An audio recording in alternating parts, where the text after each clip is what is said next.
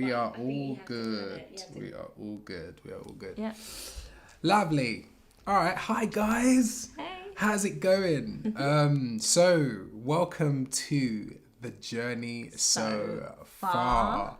For those of you that obviously don't know us, my name is Ulrich. And I'm Siobhan. And like we said, this is the journey so far. Yes. And the reason why we even started doing all of this, started to love all of this kind of stuff, is because we are celebrating 10 years of marriage, guys. And can you imagine 10 years of marriage and it's 10 days away? Ooh. Ooh, 10. it's coming. No, but seriously, we've learned so much during this kind of journey, and that's why we called it the journey so far, because the journey is not over yet. No, it's not. It's only really kind of beginning really for us, because I think it's a new chapter. For you guys to hear about it from us, it's a new chapter for us. But for you guys, hearing about our journey so far is new. But for us, it's just like, we want to catch you up. This is the life we've been living, man. Yeah. We want to catch you up, but we can't miss anything, because there are some real poignant things that really change the trajectory of our relationship. Definitely. And we really want to share those big nuggets with you. Definitely. And I think it's just really, we just thought it was really important to get on here and to begin kind of sharing our journey, because we learned so much. And, you know, God taught us, because we're Christians and we really believe in, you know, following God, following our beliefs, our heart, you know, allowing him to kind of give us that purpose driven life, so to speak, as Rick Warren says. So it's been amazing.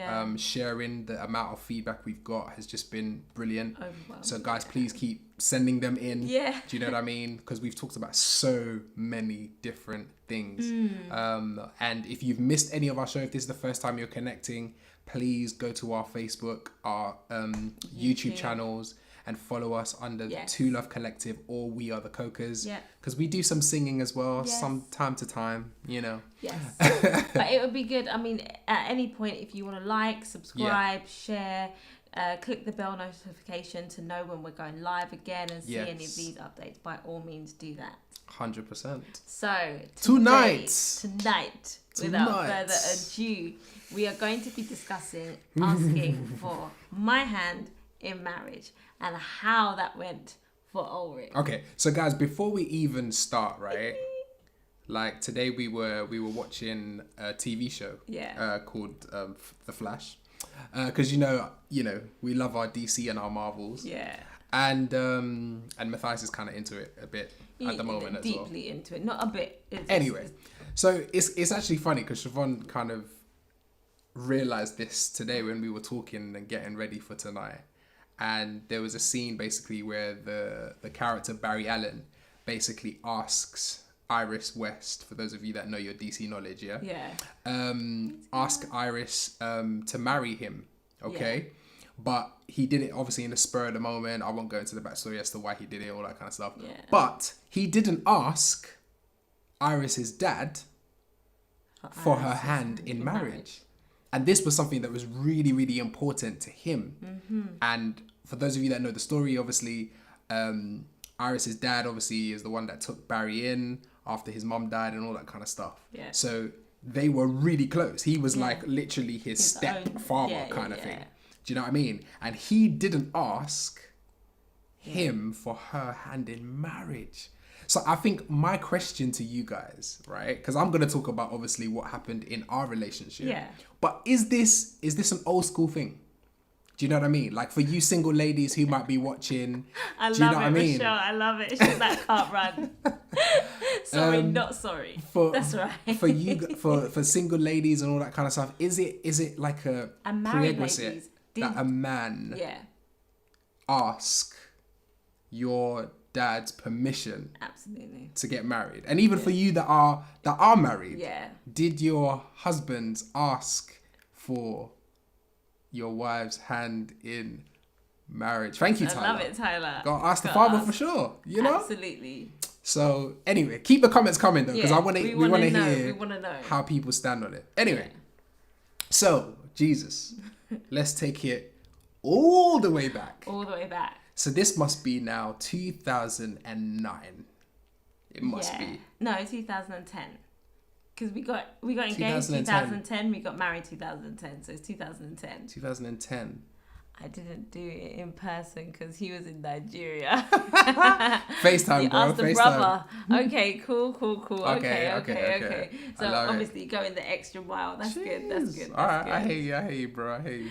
Moji, FaceTime, I love it. Yes. All right, cool. So 2009/10. So the story for me, anyway, personally, kind of starts in 2008-9 because I had finished working at my university because I was president of my students' union for a couple of years, 2 years. Was it 2 years? Yeah, 2 years.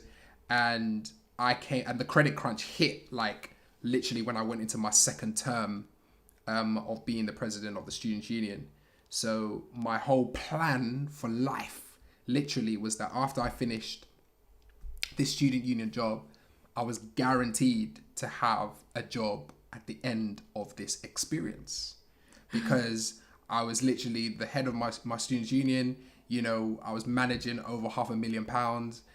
We were doing student campaigns. Like it was like full on. Do you know what I mean? And I was like, yeah, man, you know, building the CV, you know, as you do, you're in uni or you're finishing uni and you're thinking about your career aspects and all that kind of stuff. Sorry. Wait, what was I saying? He framed his letter and sent it via DHL to my dad and followed up with a phone call. He was determined. Come on, persistent. somebody. He was like, listen, signed, sealed, delivered. Come on, DHL, it can't go wrong. What do you mean? I paid extra to track my delivery. I'm telling you.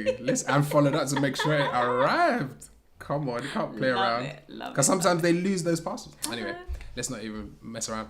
So yes, guys. So what was I saying? So yes, I was guaranteed, you know, that I was gonna get a job.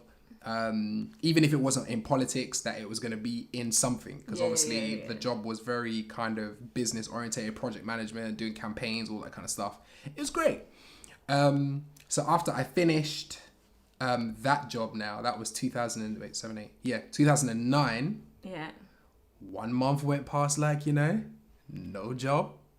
I continued to apply. I applied for so many jobs. I remember I even went for a job that was like out of my like experience. It was a HR job and it's with the Council of Hackney. I'll never forget, right?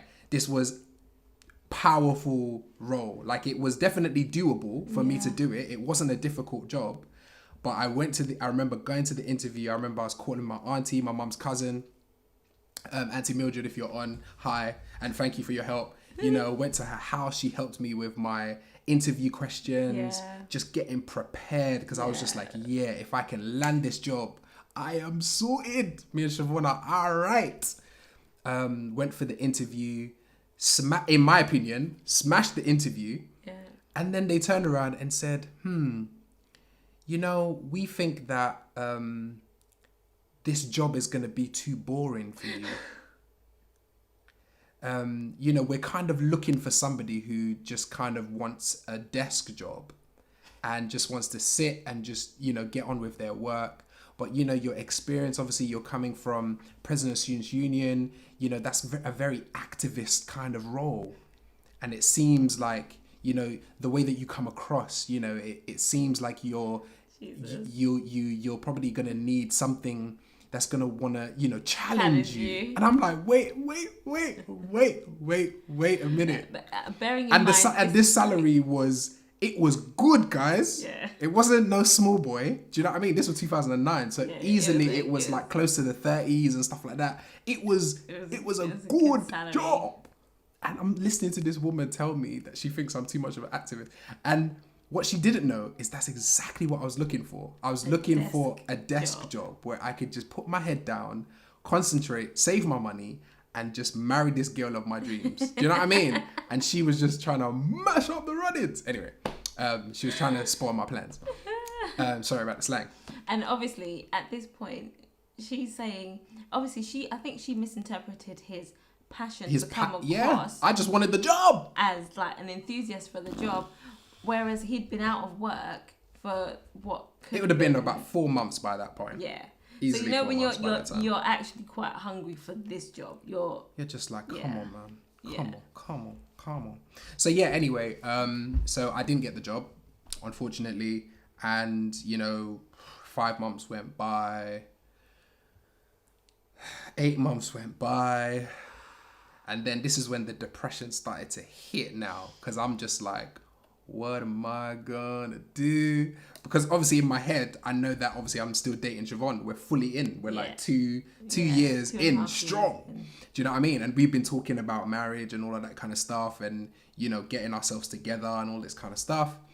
And I was just starting to break down inside because I was just like, how can I dare how can I even approach her parents first and foremost?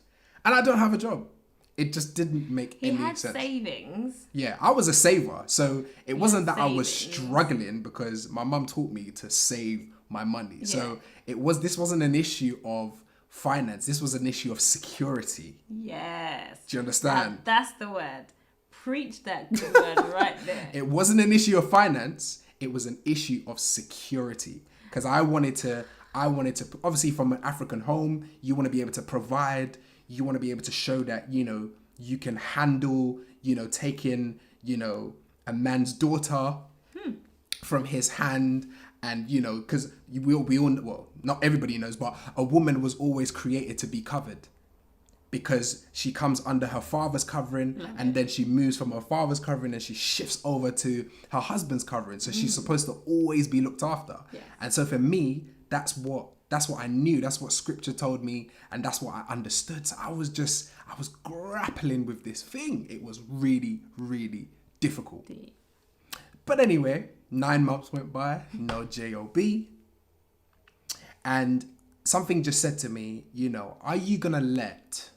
Because at this point, because remember, guys, obviously for those of you who've been following the journey, our relationship and how we conducted ourselves was very much guided by God in terms of purpose, in terms of destiny. So this wasn't just a thing where, we were just doing it because we wanted to go out or, we couldn't control ourselves because we had already made the dedication that we weren't going to kiss each other until we got married. We weren't going to have sex. So all of those things were off the table anyway. Yeah. So, but for me, it was like, it was time. Yeah. We had gone through loads of like indirect counseling and some counseling as well. And it was just like, but the one thing that was just not right was this J-O-B.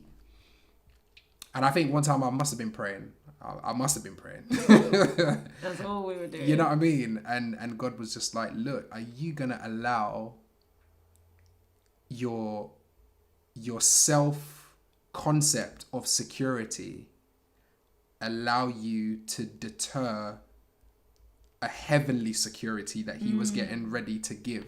That's right. And it's so difficult because how do you hold on to that when you can't see? Come on, somebody. And because it just brings, the scripture that says, blessed is a man that does not see, but believes. Yeah. He believes, but he doesn't see. Do you know what I mean? And it was just like, oh God, this is just, I don't know if I can do this. Do you know what I mean? Because we knew loads of people, well, we still know loads of people, but people were watching and it was just like, man, how are we even going to afford this? How are we going to put this all together? Obviously I had savings, so that wasn't a problem, but it was just like, man. Can you make that declaration we're getting married and people be like, but you don't even have a job. You ain't working. Have you even worked this whole year? You ain't working, man. Have you... What? Oh my gosh. And at this time there's no business, there's nothing. There's nothing. It's just me at home applying for jobs and nothing was coming through. And I made a decision that, I'm just going to do it. I'm just going to ask for her hand in marriage. I'm just going to pray that her parents, see the man that I am and how I've looked after her so far and how I've spoiled her in some ways. And, just hoping that they would see beyond that. Yes. Do you know what I mean? See the real you, not the situation. Jesus. It was really hard, guys. The courage that it took to do that, it was mad. But anyway, I got the courage anyway. Yeah. I'd been speaking to because when I told my family as well, because this is probably something you don't know. When I told my family, secretly I think they thought I was crazy, because obviously they raised me in it. So they're like, you haven't got a job. What are you doing? Going to go and take somebody's daughter and try to marry them, and you haven't even got a job. So I know that they thought I was crazy, but I spoke faith into them so that they could now become believers of my vision. And I said, no, I'm going to do it, because this is purpose. This is purpose versus everything. Do you know what I mean? So I spoke to my sisters in the States, and I was looking for this ring. And they thought I was crazy. Tanya, shout out to you for helping just with the search and all that kind of stuff. And there was a specific specification of the ring that I wanted to get. Yeah. And I said, it's not gonna go nothing less than this. And everything I kept on seeing was, it's a bit cheaper, and it just was not what I had in my mind. And I said, no, it's not good enough. It's not good enough. It needs to be this. And Siobhan didn't ask me idea what she wanted. It wasn't even something we spoke about. Nah. I think I secretly got her. I don't know if it was secret. I don't know if we went out and did it. I think we did it together. The ring sizes. Yeah, we did a ring size so that we knew it would fit. Okay. But I didn't know when it would come, or what it would look like, or anything like that. It was just... So, yeah, man. So, went in on the ring, found this ring in the States, and it was the perfect price. It was just a godsend. After like months, it felt like years, but it must have been like about 4 or 5 or even 6 weeks we were looking for a ring, just because I said, no, I have to do it on this date. Yeah. I've asked for their hand by this date so that I can plan the proposal and all of that kind of stuff, which you guys will hear about later. Yeah. So got the ring, and then my sister had to post it down to UK, received, signed, delivered, and I was like, cool. So I was like, Mum, let's do this. So I spoke to a few of Siobhan's friends at church to make sure, like weeks ahead, that they were like, look, I'm taking my mum and I'm going to see Siobhan's parents, okay, on this Sunday after church. So after church, you guys need to do your girly thing, whatever it is. I can't even remember. Was it Nadia? So it was Nadia. And unbeknown to me, okay, so Nadia, proper, she was like, Siobhan, I really need to meet up with you. I need to talk to you. I just don't know what to do. And I was like... She played it so well. What's up, girl? Like, talk to me now, innit? She was like, no. Listen, I'm really busy this week. I'm like...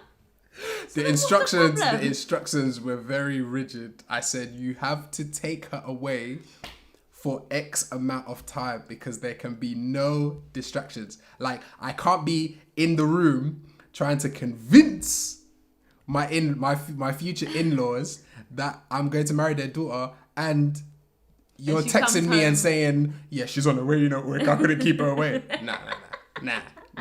I said, go into every fiber of your being, bring out that actor in you, whatever you need to do, keep her away. Minimum 2-3 hours. Minimum. So we went to this cafe to have a coffee, and she was like, oh, taste this. It was like white chocolate, hot chocolate. She went in. And we were like, honestly, so I had it and I was like, oh, it's all right. It's not the greatest. What's up? Are you okay? Like, she really frightened me with how deep this thing was that she needed to talk to me about. And as it started to unfold, I was like, Lord, what's going on? There's nothing here. Like, I'm thinking I need to travail. Pure smoke screen. I need to pray in here. I need to delve into something deep. And she's talking, and I'm like, something. So not convincing enough then. No, it wasn't that. It wasn't convincing. She's like sharing her heart, but it was something we'd already discussed. So it's just like, we've been here. We already found a solution to this thing. But she's back again. No. Because when we found a solution to it, it was still fresh. It was still recent. Okay. So it wasn't enough. So it really threw me. But I had no idea That was the that key. she was An informant. and she was taking me on the diversion. I was just like, what? No. Oh my gosh. Yeah, and I didn't find that out till much later. But anyway. Yeah. Cool. So yes, so me and my mum, you know, Roll with our Sierra Leonean selves, you know, we rolled up. Do you know what I mean? We parked up. My heart was beating so hard. I was just like, Jesus, what am I gonna say? And I was just like, look, as you stand before them, Lord, you need to put the words in my mouth. Literally, because it was just gonna be mad. So we walked in there, and as soon as we opened the door, the house was clean. Because obviously I had told them that, do you know what I mean? We wanted to come over and see them and stuff. So I think they already kind of knew what we were coming to. It wasn't like it's always messy or nothing like that. It Oh, was no. like, Sorry, I didn't. Yeah, they mean that. It was like the minute he walked in, he knew that they knew what was going on. Yeah. So I was going to go down. So yeah, we went there and it was all cool, you know. It was really nice, you know, said hello. We sat down, you know, Siobhan's dad, you know, he was, you know, overly chatty and jokey. I was just like, what's going on? These guys must know what's going on. And I was just like, I'd never see you like this. But yeah, he was super, he must have been happy. Do you know what I mean? Because it was all smiles, you know what I mean? From left to right. Same thing with mum as well. She was just beaming, and I was just like, oh gosh. And inside of me, I'm just thinking, these guys are gonna think I'm a waste man, you know. Man ain't got a job, you know, and is still trying to come and ask for hand in marriage. Anyway, so we sat down, you know, they gave us drinks. Oh, do you want anything to drink? And blah blah. It's just all this small talk. I was just like, let's just get down and talk about this thing. So yeah, and then I started talking. Started sharing my heart and about how I love Siobhan, you know, and how she means a lot to me. And obviously, you know, we'd been dating for about 2-3 years at this point. And, you know, and I said, as it's our custom, obviously, in Sierra Leone, do you know what I mean? To come and visit you guys and officially ask you for her hand in marriage. And I can't remember, because I think at this point, I just went blank. I can't actually remember everything that I said. I don't even know if I brought up the job, because I was just... No, I did. Yeah, because I did. Because I know that your mum responded. Yeah. And I said, you know, I know that I'm not currently working at the moment, which has been a trepidation in my heart. Because I've been trying to look for a job and all that kind of stuff, and I can't find it. But I know that I will find something. But I still want to, you know, ask if you guys would do me the honor of allowing me to marry your daughter. It was deep, guys. Just even saying those words, it was crazy. And so, you know, and Siobhan's mum, you know, bless her heart, she was just so lovely, man. And what she said literally just melted me to my core, because she was just like, you know, she's like, well, you know, that doesn't really matter too much to us. Do you know what I mean? Because we've seen how you guys have grown together. We've seen how you have looked after Siobhan and how you've kind of spoiled her. And what's this spoiling going on? There's no spoiling. The dinners, the theatres, that's not the photo spoiling. shoots. That's expected. Oh! She went there. See that? All right, it's expected, huh? All right. Sorry, keep going. We've seen how you've looked after our daughter. Yeah, how you've looked after her, and you know, so we know that, you know, you're gonna be committed to doing that, and whether a job comes or not, do you know what I mean? As long as we know that you're always gonna stand by her, look after her, and do everything that you can to be there for her, then, do you know what I mean? That is the most important thing to us. And I was just like, wow. Literally, I felt like she was just preaching to me, man. It was crazy. So literally, as soon as she said those words, like, my heart was just like at peace. And I was just thanking God, because I was just like, look, God, if it wasn't for you, I actually wouldn't be here. Yeah. I would not be doing this. Because it was just against everything that I had known, I guess. And I guess that's just to help somebody out there who might be kind of thinking, you know, I have to have all my ducks in order before I propose and all that kind of stuff. But literally, guys, when you give your relationship to God, that's right, and allow God to be the one that dictates that's right, your path, and you allow Him to order your steps. That's right. Do you know what I mean? It's not about what man sees. It's about what God sees. And sometimes, you know, a lesson that we learned last year, you know, when we kind of went through our own quarantine where we didn't have, you know, jobs and all that kind of stuff, and we were just literally home, is that you have to learn to hold everything loosely. That's right. And that means even your cultural perspectives, because sometimes it hinders us from allowing God to move in a way that we may not be used to. Yeah, so, absolutely. I just totally and utterly agree with you. I think even as I reminisce on that season and that time, that whole situation was a stepping out on the water.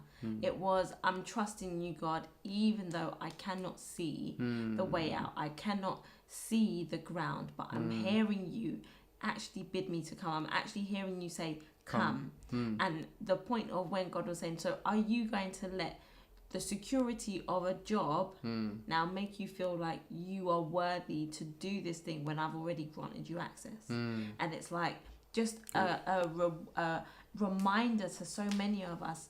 God sits on the throne and He determines our yes and our no. He determines our up, our down, how we progress, how we move forward. I can't tell you that you need to be prepared for the role. I can't tell you that you need to be experienced and you need to be the person who has all their ducks in a row. No, you don't. When you have the Father that we have, the Heavenly Father, the great I am, He makes things come to pass that should not be in your favor. It should not turn around for you fully like this. But actually, it does. Why? Just because He has said, nah, this is going to happen. Yeah. This is going to happen. Definitely. And we can't go into this part of the story is so closely linked with next week. And we can't really share too much of this week into it because it's closely linked into next week and we want to savor that. But I can just say the fact that Ulrich stepped out to believe on God, we just want to leave you guys with that encouragement. Yeah. Do trust and believe that your God in heaven knows how to make the crooked path straight. He knows how to make the dry bones come together and actually raise up to be an army. He actually knows how to call the water forth and to just set people free. Because here's the joke. Ulrich had the trepidation about even approaching my parents. And my mum's words set him free. Now, here's the joke. He is coming to ask this thing of my parents. My parents are not Holy Ghost, so and so, and preaching and speaking in tongues.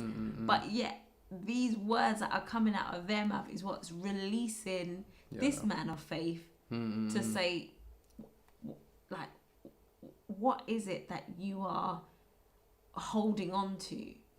Is it the ideals of this world? Is it the status of this world? Is it the traditions and the things that we've been grown up with? It is, and it's and at the same time, not to cut you, but at the same time, it's not to say that you can't have those things in order. Yeah. Do you know what I mean? But I think it's a very interesting principle because I think even that step of faith, I feel like that kind of set the trajectory of our relationship. Absolutely. Because almost every single thing that we have had to do, it has always been a step of faith because it's always been outside of our comfort zone. And you know, TD Jakes preached a word, I can't remember when it was. I was young, younger than I am now. Look at me saying I was young, like I'm old. Can you imagine? The rebuke. Anyway, I was younger. And he said, you're going to be blessed outside of your comfort zone. And I feel like that's literally been the story of our lives. Absolutely. We've always seen the blessing when it's been outside of our comfort zone. Yes. Do you know what I mean? When it's been comfortable, when we've had the money, when we've had coasting. Everything, it's good and it's been all right. But the level of increase that we've seen when we've stepped out in faith has always been more than when it's been comfortable and everything has been all right. So I think, that is a challenge. And I'm sure even people who do have money and they do have all of their ducks in order, there is also something in that God will use to show you how to rely on him. Because sometimes it's not when you have all the money and when you have everything together, that's when, things work. Do you know what I mean? So yeah, guys, it was definitely good. Yeah. Good lesson to learn. Very and I think good. the story after that Yes. was that I did get a job. It was shortly after. It wasn't that much longer. Probably. Yeah. Because so it wasn't anything that I desired. It was literally the only thing that came. Yeah, but it was something that came that helped the ball to get rolling. Yeah, it opened up some other doors. Exactly. It definitely did. Opened up some other doors. But it came, so what was that, February? So it came March? January, February, March, April, May, June. Because when did we get married? September. So it came basically a few months after. No, it was June. Yeah, so it wasn't much longer compared to the time and like the process. And yeah, it's still about 6 months though. Because I did the whole hand in marriage thing in Feb. Was it Feb or end of? It was February. What, the week before? Yes. Lord, I cut it close, Yes. Because, I can't tell you. So, February. So. Because guys, we got go there next week. All right. But the point is, that when you do make those leaps of faith, and even in that, it wasn't an immediate turnaround, because God is not like this vending machine where you put a faith walk in and then all of a sudden you get this blessing. No, it doesn't work like that. However, he wants to see, are you willing to trust me? Are you willing to step out in faith? Are you willing to go the hard road? You know, like, I think that sometimes we think, well, we're believers, so it has to be easy, or we're believers, so it has to come through for us. Yes, it does come through for us, but it doesn't negate the fact that the rain falls on the just and the unjust, meaning that everyone has to go through the seasons of hardship and seasons of trials, and those are the things that build us, those are the things that develop us. And I know the marriage that we have today is largely built on the fact that when we went through those kind of trials, even before we got married, it was to see what sort we were. It was to see if we could actually handle it. So that later now, when you're in your marriage and you go through seasons where it is rocky financially or whatever it is, are you both going to be able to see each other and lift each other up and speak to each other and grow together and keep walking together? Because the Bible says, how can two walk lest they agree? So the point is that it's not always going to feel amazing, but the destination is in sight. The journey is what you're on for that very reason. 100%. And if I think you're going to be a bit fickle and say, well, things are not going my way, so let's call it a day, let's walk our separate ways here, then really and truly, what is marriage to you? Yeah, so true. But sorry. So true. No, it's so good because I think today it's just about understanding process as well. Yes. Because a lot of people, we keep saying microwave generation, everything's quick and all that kind of stuff. But literally, guys, the success to any marriage, and I thank God for, bringing us this far. Do you know what I mean? But I think really at the foundation of it, it's just been that trust in God. Yes. Do you know what I mean? And just trusting, like our sis, Deborah Chosen says, you got to trust the process. Yeah. Do you know what I mean? Like, without trusting the process, there is no way that you're able to get to the other side. And it hurts. It's like when you're training or when you're losing weight and stuff like that. You're doing your exercise every day and it hurts. Do you know what I mean? And you're not seeing nothing. You're going on the scale Aerobics. every. Too funny. You're going on the scale, you know, every day, and you're not seeing anything shift. Jeez. Do you know what I mean? And you're just thinking, this is long. Yeah. But if you trust the process, Absolutely. if you trust that the small things that you're doing every single day, do you know what I mean? They're building towards that perfect weight that you want to be, or that marriage that you want, or that business that you want. Yeah. It's all about doing little things every day so that you can get to that going. destination. Absolutely. Do you know what I mean? So yes, guys, thank you very much for listening. Like, you know, there's so much more, but we're trying to be good with our time. Yes. And we're also trying to, you know, not go into what next week's gonna be, because it's so closely linked. It's crazy. Literally, it's a week apart. But anyway. So yes, guys. So thanks for listening. For those of you that have joined us on Facebook and YouTube, and obviously Instagram Live family, thank you so much. So next week. Okay, guys. So we have to bring you into our world. Next week, Tuesday, we're gonna go live, and then next week, Friday, is our special day. 10 years of marriage. Madness. Yeah, so it's like it's all tied in. So next week we couldn't not do this really. So next week our topic is the proposal, like, you know. So this is literally where Ulrich actually does ask for my hand in marriage and everything that went with it. So we need to share with you guys. At the altar with your way. All right. But we're gonna share with you guys exactly how Ulrich proposed. Yeah, man. We're looking another step for, of faith, boy. We're looking for everything. We're looking for any of the clips, and we went. Well, we don't want to tell you guys. We're gonna wait till next week. So yeah, we're gonna try and find. It is a tune. Anyway, yeah. Jagged Edge, come on. So, Anyway. Guys, join us next week. You do not want to miss it. Call your friend, call your mum, call your auntie, call anybody to come and lock in, to share, to subscribe, to tweet, to check out Instagram, whatever you need to do. But make sure you meet us here next week, Tuesday at 9 p.m. Yeah. We have an amazing show for you guys. We're going to be sharing how Ulrich proposed. The proposal. Everything that went with it, and Lord Jesus. Yeah. It's gonna be exciting, guys. So yeah, guys. Again, thank you guys for watching, and hope you guys have a blessed evening. We're finishing early today. Yeah. Oh, what an achievement! Can't wait. I know. We can't wait to tell you guys. We've been talking about this thing for ages. It's bubbling. But yeah, it's exciting. 100. Cool. So we hope you learned something. And yeah, guys, we will see you guys next week. Bye, guys. Take care. Boy.